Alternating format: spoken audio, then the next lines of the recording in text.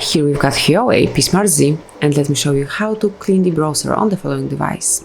So at first you have to open the browser that you are using, then tap on the three dots icon, which is for more options, and click on history.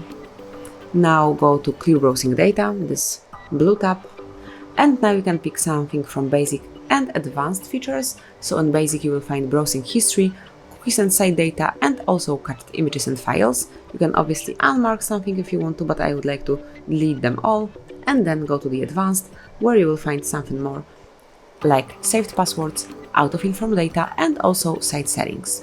So once you mark all the features that you would like to delete, all the data that you would like to get rid of, just pick the time range, click here, and decide if you would like to clear browsing data from last hour, last 24 hours, last 7 days, 4 weeks, or all time. It's up to you. I will pick all time, and then tap on clear data.